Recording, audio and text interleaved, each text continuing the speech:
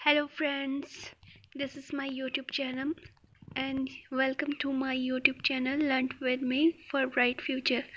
और आज हम हिमाचल प्रदेश की जीके का सबसे इम्पोर्टेंट टॉपिक कवर करेंगे।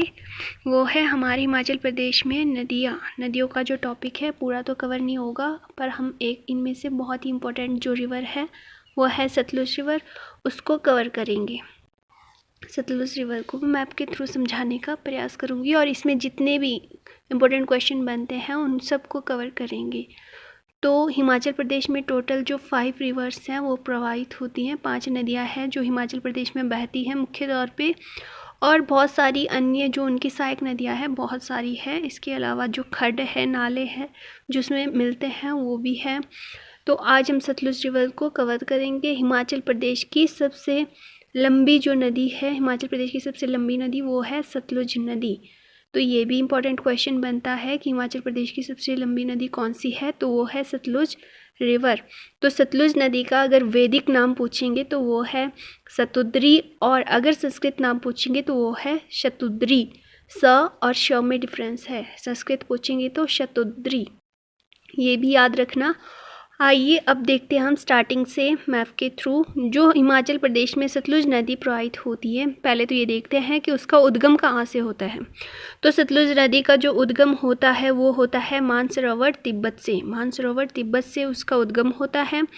अगर ये ऑप्शन में नहीं है तो राकसताल भी आ सकता है, तो यहाँ से इसका उद्गम होता है। क्वेश्चन बनता है कि जो सतलुज रिवर है वो हिमाचल प्रदेश में आने से पहले कितने जो एरिया है उसमें प्रवाहित हुई है, तो 450 किलोमीटर। तो 450 किलोमीटर का रास्ता तय करने के बाद वो हिमाचल प्रदेश में प्रवेश करती है। फिर वो जब हिमाचल प्रदेश में प्रवेश करेगी तो कहाँ से प्रवेश करेगी। क्वेश्चन ये भी बनता है कि हिमाचल प्रदेश में सतलुज का प्रवेश यानी एंट्री कहाँ से करेगी, तो वो करेगी शिपकी दर्रे से। शिपकी दर्रे यानी किन्नौर डिस्ट्रिक्ट में। तो सबसे पहले वो किन्नौर डिस्ट्रिक्ट में आएगी शिपकी दर्रे से। फिर देखते हैं कि हिमाचल प्रदेश में सतलुज की सबसे बड़ी सहायक नदी कौन सी है। तो सहायक नदी है, आप देख सकते हैं ये वाली स्पीति नदी, जो कि लाहौल स्पीति में बहती है, लाहौल स्पीति से। तो इसका उद्गम स्पीति नदी सतलुज की सबसे बड़ी सहायक नदी है। तो इसका उद्गम कहाँ से होता है, कुंजुम दर्रे से। लाहौल स्पीति में कुंजुम दर्रे से इसका उद्गम होता है स्पीति नदी का। और स्पीति नदी की जो लेंथ है टोटल वो है 112 किलोमीटर। 112 किलोमीटर इसकी लेंथ है। तो एक क्वेश्चन और बनेगा कि स्पीति की सहायक नदियाँ कौन कौन सी है। लाहौल स्पीति में स्पीति की सहायक नदियाँ कौन कौन सी है, तो आप देख सकते हैं पिन रिवर, टेंगपो, चियांग, ये 3 नदियाँ हैं जो स्पीति की सहायक नदियाँ हैं, चियांग, टेंगपो एंड पेन। और आपको क्वेश्चन ये भी मिलेगा कि स्पीति के किनारे लाहौल स्पीति में सबसे प्रमुख जल विद्युत परियोजना देख सकते हैं, रोंगटंग जल विद्युत परियोजना, जो कि 2 मेगावाट की है। वो कहाँ पे है, कौन सी नदी के किनारे है, स्पीति नदी। स्पीति नदी के किनारे रोंगटंग जल विद्युत परियोजना है। ये हिमाचल प्रदेश की सबसे ऊंची जल विद्युत परियोजना भी है। फिर देख सकते हैं कि स्पीति के किनारे जो स्थित मठ है वो कौन कौन से है। वो है ताबो मठ, कीमठ, ढंकर मठ एंड हांसी मठ। ताबो मठ, कीमठ, ढंकर मठ एंड हांसी मठ। तो ताबो मठ की जो विशेषता है ये सबसे पुराना मठ है।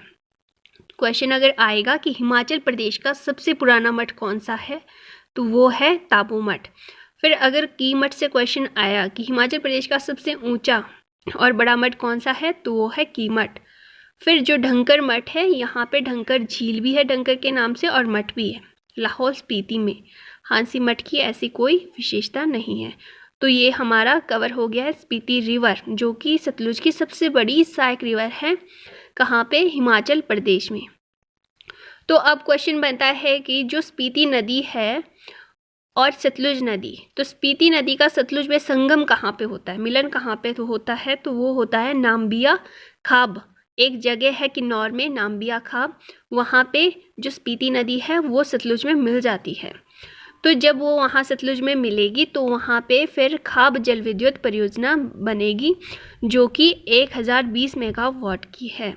खाब जो जगह है वहीं पे खाब जल विद्युत परियोजना का निर्माण होगा और वो उसकी जो टोटल लेंथ है वो 1020 मेगावाट है। इतना क्लियर। फिर देखते हैं हम दूसरा, और एक क्वेश्चन और बनता है कि जो स्पीति नदी है किन्नौर में उसकी सहायक झील कौन सी है? किन्नौर में पूछेंगे तो नाको झील स्पीति की सहायक है।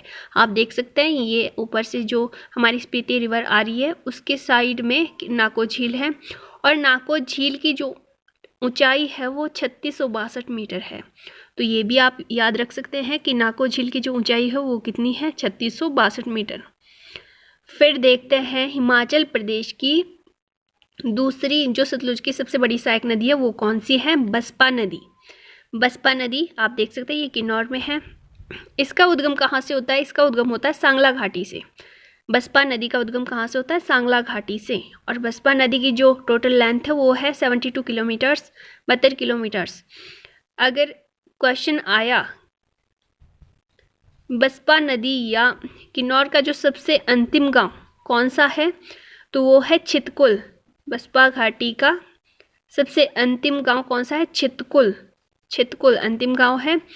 और ऐसे भी क्वेश्चन आ सकता है कि चितकुल की प्रसिद्ध देवी कौन सी है तो वो है माथी, यानी वहाँ पे वो माथी देवी की पूजा करते हैं। देवी का नाम है माथी, तो ये भी याद रख सकते हैं। फिर क्वेश्चन आ सकता है कि बसपा नदी के किनारे और प्रमुख स्थान कौन से है तो जो कामरू गांव है ये भी बसपा नदी के किनारे स्थित है। फिर आएगा क्वेश्चन कि जो बसपा नदी है वो सतलुज में कहाँ पे मिलती है, यानी उसका संगम कहाँ होता है सतलुज में? वो होगा करछम के पास। तो करछम जो स्थान है वहाँ पे होगा और फिर वहाँ पे फिर एक जल विद्युत परियोजना बनाएगी, करछम वांगतू जल विद्युत परियोजना, जहाँ पे बसपा का संगम होता है सतलुज में। फिर वो कितने मेगावाट की है? वो है 1000 मेगावाट की। जो करछम वांगतू जल विद्युत परियोजना है वो 1000 मेगावाट की है।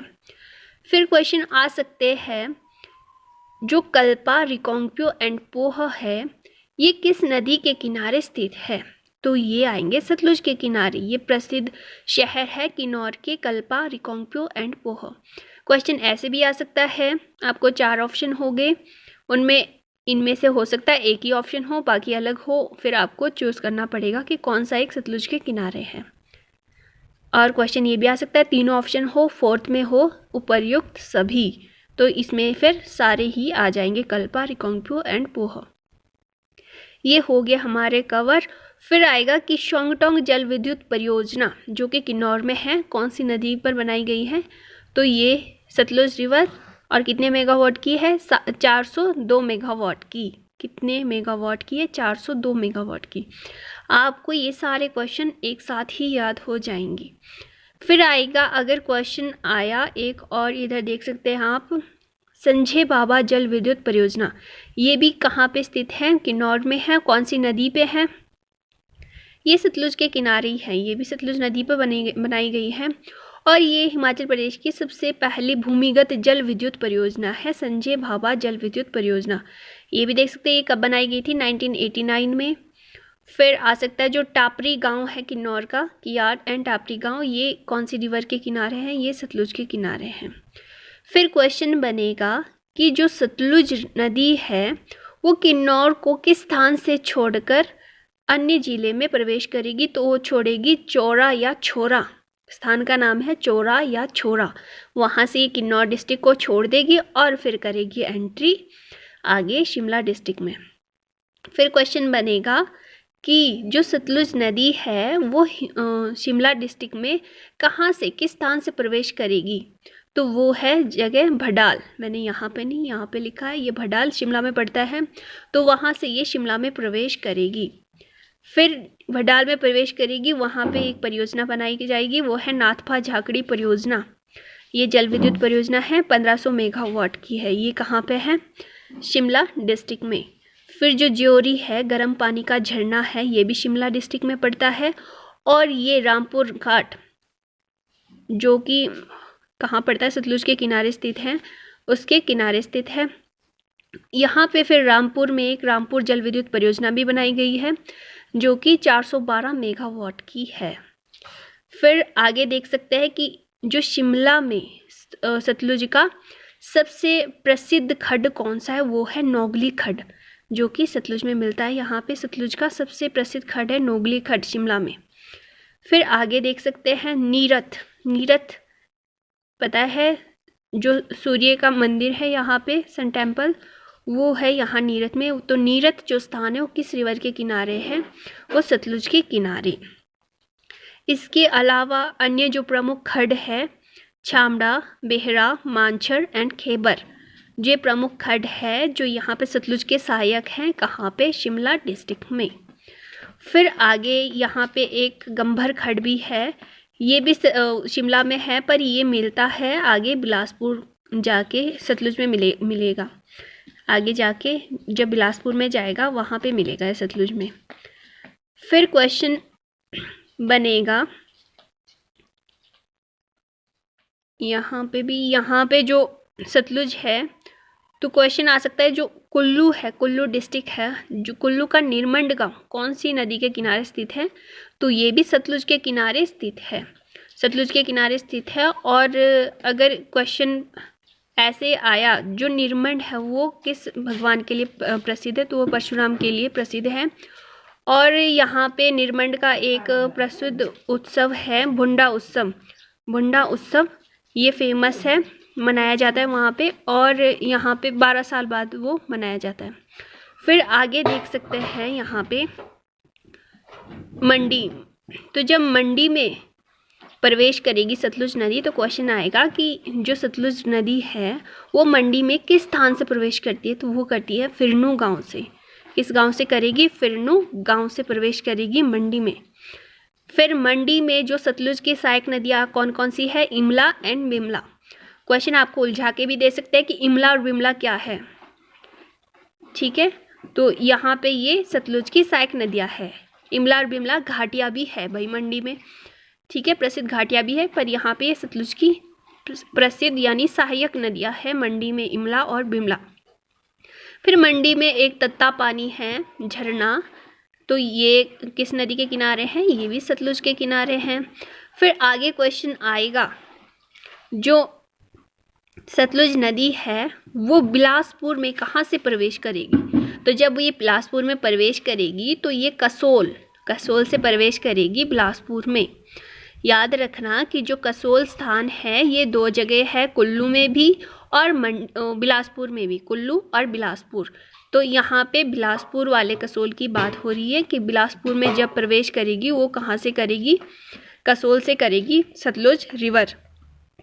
फिर आएगा बिलासपुर में जो इसका सबसे बड़ा सहायक खड्ड कौन सा है? सतलुज का सबसे बड़ा सहायक खड्ड वो है सीर खड्ड। सीर खड्ड सबसे बड़ा सहायक खड्ड है, और स्पीति जो नदी थी वो सबसे बड़ी सहायक नदी थी। फिर सीर या सेरी खड्ड भी आ सकता है। फिर यहाँ पे बनेगा कॉल डैम।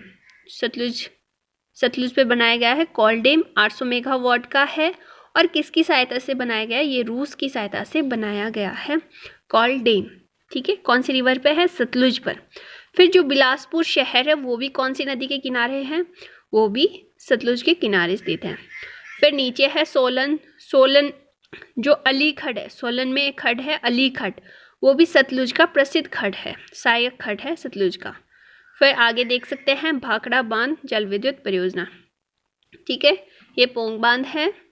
फिर यहाँ पे भाखड़ा बांध जल विद्युत परियोजना है। तो क्वेश्चन ये आ सकता है कि जो सतलुज नदी है वो हिमाचल प्रदेश को छोड़कर कहाँ से प्रवेश करती है? तो वो करती है नेला गांव को यहाँ से छोड़ देगी। हिमाचल प्रदेश को कहाँ से छोड़ेगी? नेला गांव फिर वो आगे प्रवेश करेगी। तो ये होगी हमारी सतलुज रिवर कंप्लीट।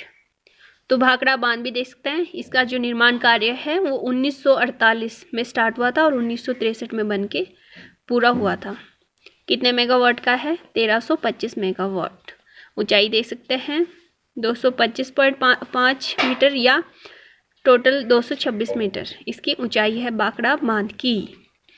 तो फ्रेंड्स, अगर आपको फिर भी किसी भी क्वेश्चन में डाउट रहता है तो आप मुझे कमेंट करके बता सकते हैं।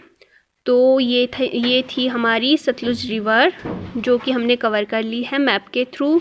इसके जितने भी क्वेश्चन बनते हैं वो सारे के सारे हमने कवर कर लिए हैं। तो आप प्लीज़ मेरे जो चैनल को जल्दी से जल्दी सब्सक्राइब कर लीजिए और शेयर करें।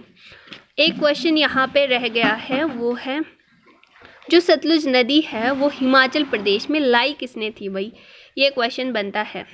ठीक है, तो इस जो तिब्बत से हिमाचल प्रदेश में लाई गई थी, ये बाणासुर के द्वारा लाई गई थी सतलुज नदी, ऐसा माना जाता है। ठीक है, thanks for watching, please subscribe my channel.